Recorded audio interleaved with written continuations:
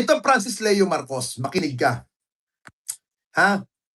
Yung sinasabi mo na mga vlogger na bumabakbak sa'yo ngayon, Francis Leo Marcos, ito na ang una't huli kong pag-content sa'yo. Ha? Alam mo, Francis, sa sinasabi mong hindi mo ako kilala, hindi tayo nag-uusap, at never pa tayong nagkita in person, at ang sinasabi mo, Francis, na sumasakay ako sa kasikatan mo. Alam mo, Francis, look at yourself. Ha?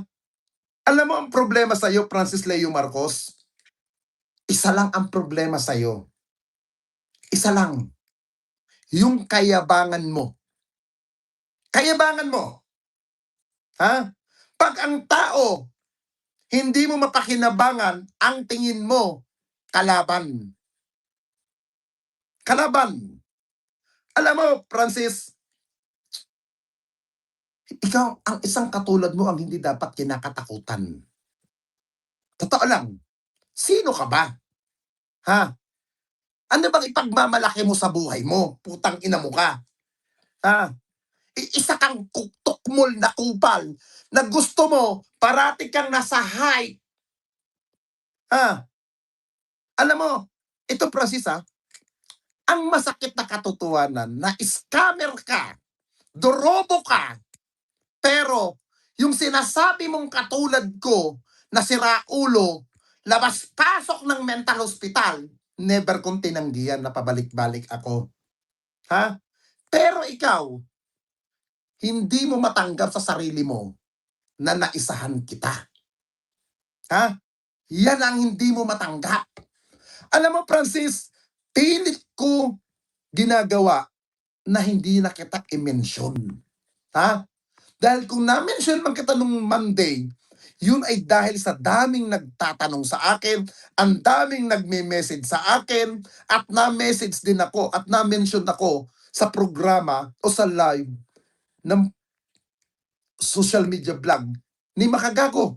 Wala kaming koneksyon ni Makagago in personal.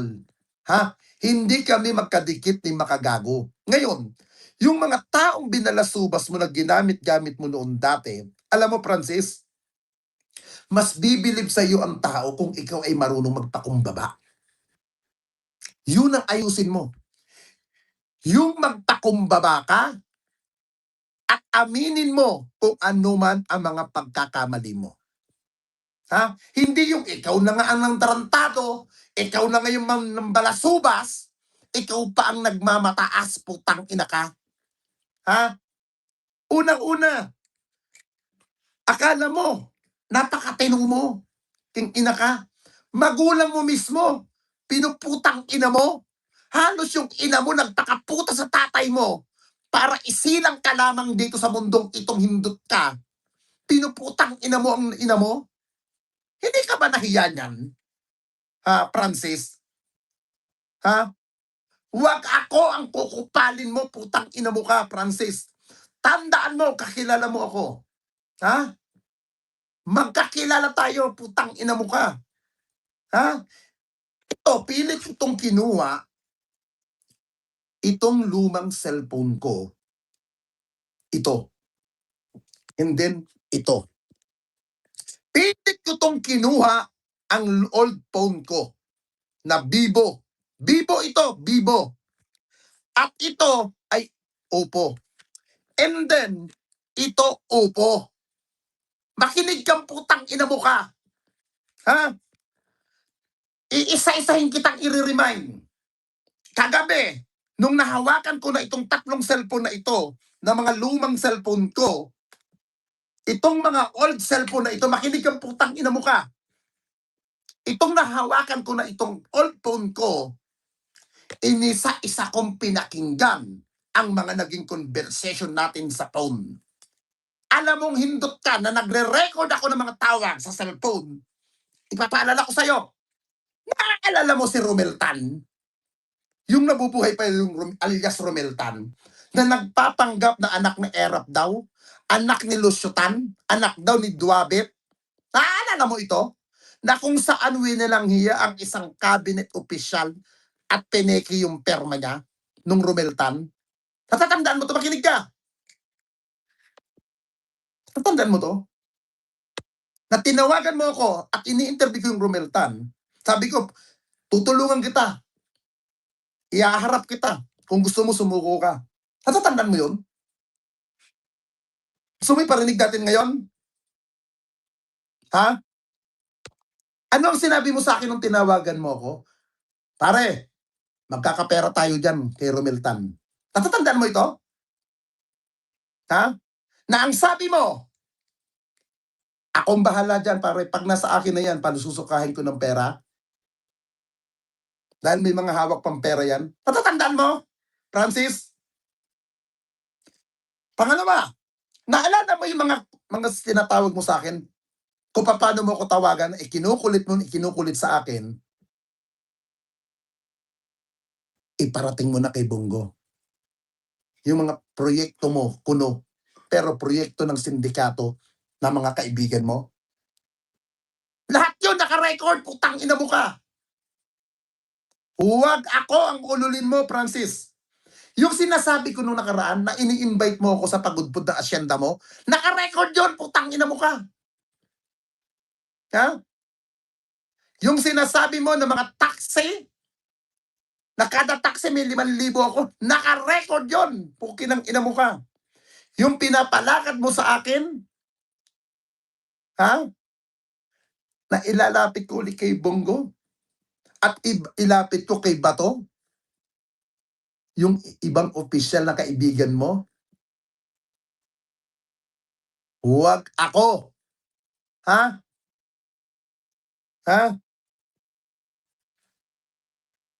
Ha? At yung mga inuutos mo sa akin na awayin ko, si ex-mayor Don Ramon ng Quezon Province, naka-record yun. At during nung pandemic, kada problema mo, tinatawagan mo ako, putang ina mo ka, hating gabi, mga text conversation mo, hindi yun AI. Lahat yun nakasave sa akin, putang ina mo ka. Huwag ako ang ululin mo, Francis. Kung inuulol mo si The King, huwag ako. Ha? Huwag ako. Ha? Manahimik ka. Dahil pag ako tinopak sa'yo, putang ina mo ka, ilabas ko lahat yan. Tang ina ka. Ha? Ihudi puta kan leche ka. Nagmamalinis kang putang ina mo ka, na akala mo, matinong tao kan leche ka, idurobo ka. Tang inan to. Ha? Huwag ako, king ina mo ka. Bakit? Hindi mo ba matanggap sa sarili mo? Ha? Na napabartolina kita? Dahil yung nakakulong ka ng putang ina ka, live ka pa ng live, nung pinarating ko yun kay dating DILG Secretary Eduardo Anyo, ayun, pinabartolina ka? Yan ang hindi mo matanggap, king ina ka. Ha? Asal aso ka, asal kriminal kang hayop ka. Ha? Tapos sasabihin mo nung isang gabi o kagabi, expire muna dahil magpapasko. Tang ina ka, wag kang ang plastic. Ha? Pag ang tao, mga napakinabangan mo, ha? Pag napakinabangan mo ang mga tao, kakampi mo. Pero pag yung taong napakinabangan mo tagsalita na laban sa'yo, hindi mo nakilala. Ha? Hindi mo sila kilala. Bagkus mga naninira lamang. Tang ina ka. Kala mo napakatino mong ihudi puta kang araw-araw kang putang ina mo ka. Sabi mo mayaman ka, bilyonaryo ka. Putang ina mo ka, napapera ka pala. Bakit yung pagmumukha mo hanggang ngayon mukhang aso? Putang ina ko, aminado ako, pangit ang mukha ko. Pero may pagmamayabang ko, mas gwapo ako sa'yo kung magpapakalalaki ako. Na mas mukha pa akong gwapo sa'yo, putang ina mo ka. Alam mo, Francis, matuto kang magpakumbaba. Hindi yung putang ina mo ka, akala mo bida-bida ka. O ito yung sinasabi mo. Tawagan si Kote, puntahan si Kote, tanungin si Kote kung siya ba ay ikaw ba ay nakapagbayad doon sa 3 manok? Anong sabi mo nung isang araw? Ha? Ha? Anong sabi mo? Ha? Napuntahan, tanungin si Kote dahil kaibigan mo. Yun ang sinabi mo sa live ko nung sa gabi. Pinapanood kita, hindi ako nagko-comment sa'yo. Ang sabi mo, puntahan si Kote, di ba? Dahil kaibigan mo yan. Magkaibigan kayo ni Kote. Di ba? Yun ang pagkakasabi mo.